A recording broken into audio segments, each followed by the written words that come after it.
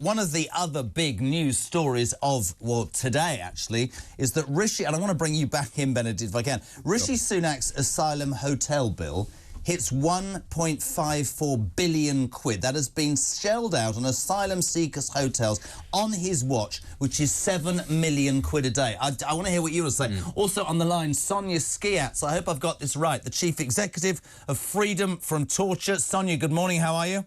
I'm well, thank you, Jeremy. Can you respond to that appalling story? 1.5 billion has been shelled out on asylum seekers under Rishi Sunak. Well, it's really something, isn't it, given these straitened times we find ourselves in a country. But here's the thing, the money isn't even the worst of it. The worst of it is the cruelty. You know, survivors of torture, which make up a huge bulk of the people who are stuck in this backlog, left for years on end in these situations of limbo, in inappropriate housing across the country. The cruelty of this, you know, it's an affront to the conscience of this country. When you say that, and please let's, the one thing that I try to do on this show is look at both sides, and forgive me, but I think it's really important. You start by saying, you know, this is appalling that £1.5 billion has been spent on asylum seekers' hotels, and then you talk about the cruelty. I want to have this with you head on. I always have this issue when people say to me, war-torn countries. I absolutely accept 1,000,000% that there are migrants who escape horrors. And I think the United Kingdom showed itself during the Ukraine war to understand that. Why is it that people on your side of the argument will not accept that there are also hundreds of thousands of migrants who are illegal migrants who are not escaping war-torn countries who are also part of that bill?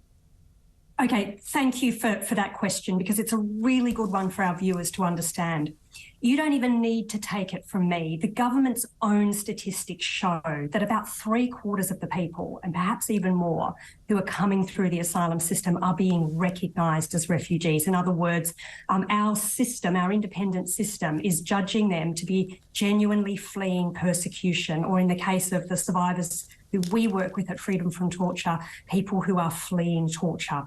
So this kind of narrative that the people coming across on those boats are economic migrants is an absolute lie. Right, stay there one second. Benedict, respond to that. I mean, the problem, I suppose, with that is that that's based on government figures, and the government has to process women and children first. It has to process the most vulnerable first. So by definition, the people that it identifies as being the most at need are going to be the ones that feed into those figures.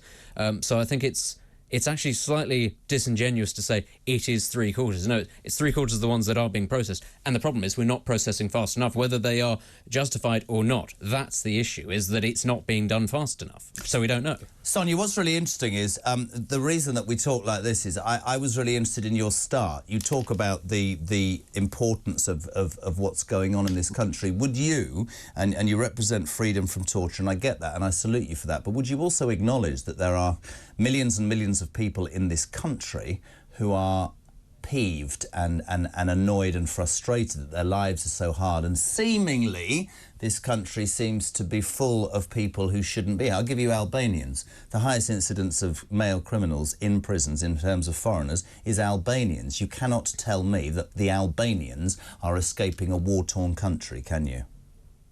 Just to come back to something that Benedict said, sorry, Benedict, you're wrong. They're not prioritising women and children.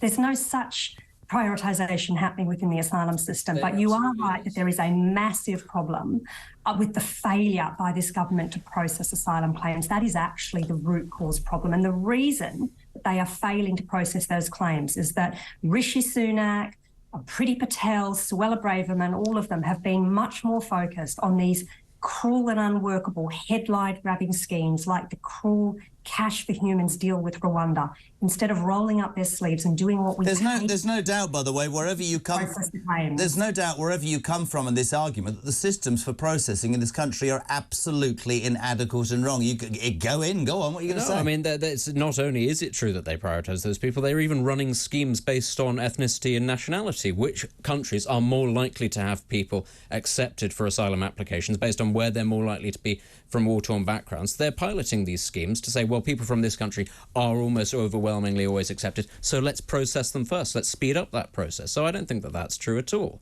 You know, and you can sort of sit there and say, oh, well, we've got 3/4 of these people, they're all fleeing persecution. The second largest number of people who are coming into this country illegally are coming from India now. There isn't a war in India, as far as I'm aware. So unless we're talking about Sikh persecution or religious persecution, which is a slightly different thing, frankly, that is a safe country. Sonya, I haven't got long. Your response to Benedict?